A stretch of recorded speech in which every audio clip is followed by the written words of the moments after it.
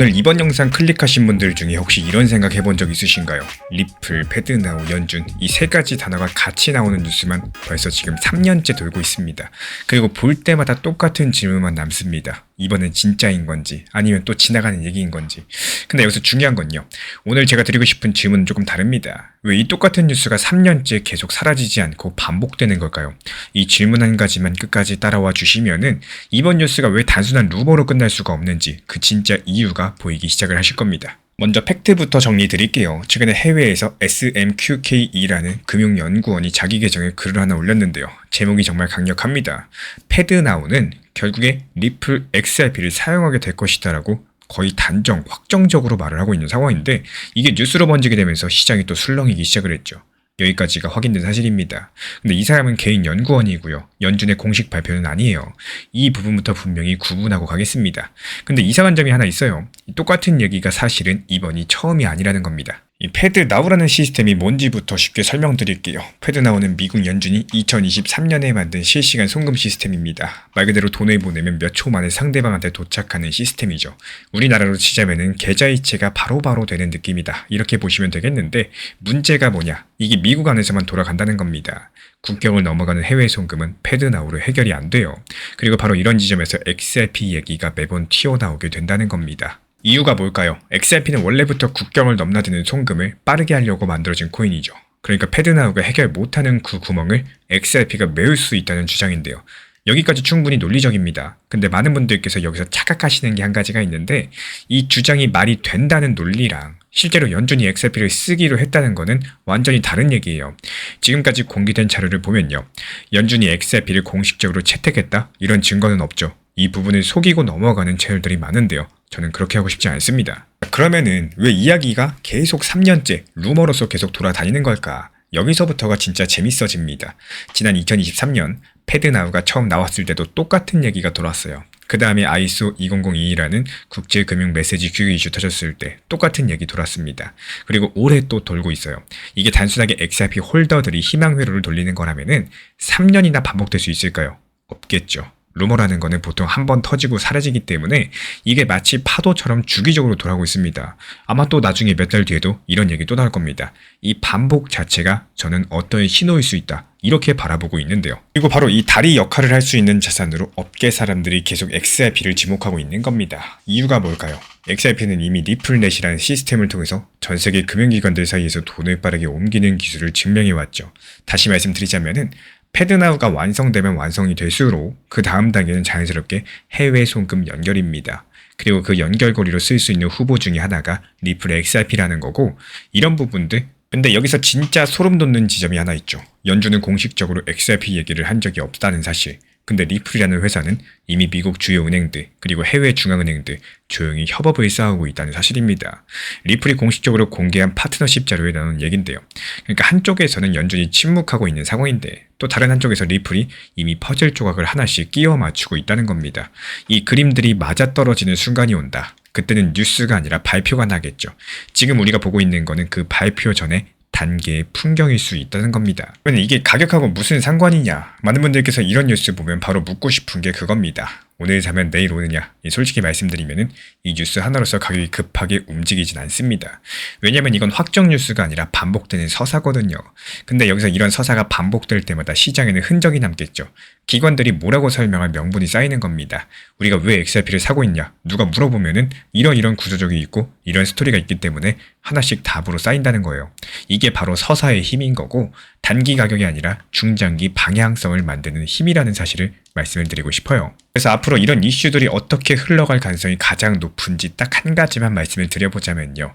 지금까지 나온 자료들, 지금까지 반복된 패턴들을 놓고 봤을 때 이 패드나우는 앞으로 1년에서 2년 사이에 해외 송금 쪽으로 기능을 확장하고자 하는 논의를 본격적으로 시작을 할 겁니다. 그리고 그때 반드시 다리, 이 중간 브릿지 역할을 할 자산이 필요해집니다. 그때부터 XRP가 가장 유력 후보로 언급될 가능성이 상당히 높다라는 거고, 연준이 직접 XRP를 쓴다고 선언할 확률보다는요, 민간 금융기관들이 먼저 쓰고 연준이 그거를 사후적으로 인정하는 이런 방식으로 갈 것으로 보입니다. 왜 이렇게 보고 있느냐? 이 중앙은행은 원래 새로운 기술들을 먼저 쓰지 않아요. 시장이 먼저 쓴 거를 검증이 된 걸 나중에 따라가는 이런 조직이기 때문에 그래서 제가 오늘 말씀드린 내용은요. 앞으로도 계속해서 반복적으로 어떤 주기를 가지고 나오게 될 겁니다. 근데 그 반복 자체가 점점 더 구체적인 방향으로 좁혀지게 될 겁니다. 내용들이 추가되면서 붙겠죠. 이런 흐름들만 놓치지 않고 따라가시면 되겠습니다. 오늘 내용을 짧게 정리해 볼게요. 패드나우가 XRP를 쓴다는 공식적인 증거는 아직 없고요. 이건 분명히 추측액입니다. 하지만 이 추측이 3년째 반복되는 데에는 패드나우의 구조적인 약점이라는 분명한 이유가 있겠고, 그래서 지금 우리가 보셔야 되는 거는 뉴스 한 건이 아니라 반복되는 서사가 가리키고 있는 방향성 그 자체겠죠. 그렇다면 여기서 한 가지 질문이 남아요. 이 서사가 실제로 기관 자금의 움직임과 맞물리고 있는지, 그 다음 영상에서는 그 증거를 데이터로 한번 찾아보도록 하겠습니다. 지금 시장에 대해서 그 누구도 100% 예측한다? 이건 불가능한 일입니다. 내일이 다르고요. 또 한 달 뒤가 다르고요. 매번 매 시간마다 바뀌는 시장에서 단순하게 그냥 상승할 거야. 이런 막연한 생각으로서 이렇게 길게 보시면 가장 큰 문제가 뭐냐? 현재 내가 지치고 버티지 못하는 경우가 생깁니다. 예전처럼 장기 투자로서 재미를 보기에는요. 지금 시장 자체가 어울리지 않는 게 사실인 거고 일부라도 분할 익절을 하시면서 10만원, 50만원 이 수익 실현의 재미를 찾으셔야지 이 시장 자체가 지루하지 않고 재밌다라고 느껴지게 될 겁니다. 실제로 최근에 많은 수익을 내드리면서 우리 구독자분들이 재미를 느끼도록 해드리고 있어요. 물론 제가 리플을 정말 좋아하고 긍정적으로 생각하지만요. 시장의 전체적인 흐름들 그리고 오히려 리플을 장기적으로 가져가기 위해서 정보방에서는요. 이렇게 단기 알트코인들에 대한 수익을 내드리고 있습니다. 여기서 낸 수익으로 리플 추가 매수하시면 된다는 거고 결국에 시장이 재밌어야 돼요. 이렇게 분할 익절을 하시면서 수익을 내셔야지 재미를 느낄 수가 있는 거고 그래야지만 리플에 대해서 더 긍정적으로 그리고 더 효율적으로 시장을 장기적으로 가져갈 수 있을 거라고 생각을 하기 때문입니다. 리플이라는 나무보다는요. 코인 시장이라는 큰 숲을 보고 대응하시기를 진심으로 응원드리겠습니다. 정보방 입장 원하시는 분들만 현재 보이는 번호로 문자 신청 남겨주시면 되겠습니다. 코인 시장에서 수익을 내는 사람과 물리는 사람 차이는 딱 한 가지입니다. 나만의 전략이 있느냐 없느냐. 실제로 이번에 불과 하루 이틀 만에 빠르게 수익 낸 매매 기록들을 뜯어보면요. 이 세 개 다 같은 원리로서 움직였습니다. 먼저 상승할 수 있는 이유가 있는 종목을 골랐고요. 그리고 차트에서 더 이상 내려가지 않는 지지선을 확인을 했고요. 그리고 보조지표 3개가 동시에 매수 신호를 줄 때 상승 확률이 높은 타점이다 판단을 하고 매수가 들어갔던 겁니다. 그렇다면 그 3개가 뭐냐? MACD 지표로서 큰 추세가 살아있는지 먼저 확인을 하고 RSI가 30 밑으로 내려가서 충분히 빠졌는지 보고 스토캐스틱에서 골든 크로스가 뜨는 순간 매수 버튼을 누릅니다. 그리고 가장 어려워하시는 매도는 어떻게 하느냐? 매수 반대로 하시면 되는 거예요. RSI 기준 70 근처에서 이 스토캐스틱 데드 크로스가 나오면은 욕심 없이 전량 매도한다. 이게 전부입니다. 이번 4월달만 놓고 봐도 지난 4월 1일부터 4월 17일까지 26개의 종목을 추천드렸고 이 26개 전부 다 빠짐없이 수익 실현까지도 완료해버렸죠. 지난달부터 계속 말씀드리고 있었습니다. 지금 같은 시장은 소규모 알트코인 위주의 장세이기 때문에 메이저 코인들은 일부 비중만 가지고 계시고 또 나머지 비중에 대해서는 최대한 알트로 수익 많이 내셔야 된다. 매번 영상마다 투트랙 전략에 대해서 반복해서 말씀을 드렸습니다. 이 수익을 내야지 수익금으로 리플이든 비트코인이든 저렴하게 추가 매수해가지고 평단가 낮춰놓을 수가 있는 거고 지금 같은 알트 장세에서는 무엇보다도 이 수익이 빠르게 나가지고 돈을 벌기가 너무나도 좋은 시기입니다. 코인 투자 왜 하시나요? 리플 XRP 계속 보유하면서 쳐다보려고 코인 투자하는 거 아닙니다. 애초에 돈을 벌기 위해서 하는 겁니다.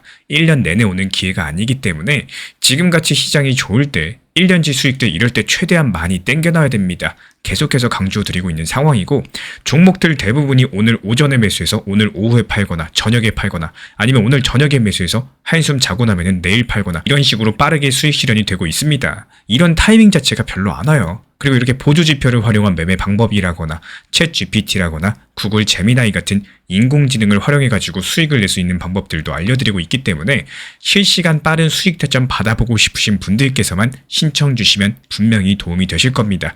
현재 보이는 번호로 문자 신청 주시면 입장 도움 드릴 거고요. 구독과 좋아요만 부탁을 드리겠습니다. 제가 안내해드리고 있는 코인 신사 채널 멤버십 전용방에 대해서 짧게 설명드려 보도록 하겠습니다. 리플, 암호화폐 시장에 대한 중요한 이슈, 그리고 브리핑이나 시장의 흐름에 대한 전문적인 분석 내용 설명과 함께 차트상의 기술적 분석, 온체인 지표와 투자 심리에 대한 내용들을 같이 안내 도움 드리고 있고 가장 중요한 투자 심리를 컨트롤하기 위해서 포트폴리오의 구성에 대한 노하우, 투자 심리 컨트롤에 대한 내용도 같이 안내 드리고 있습니다. 코인 신사 스터디 멤버십 가입하신 분들께서는 아래 번호 혹은 신청 링크 통해서 남겨주시면 제가 연락드리고 있고 안내 설명과 함께 신사 채널 리플 전용 멤버십 방에도 입장 안내 설명드리고 있습니다.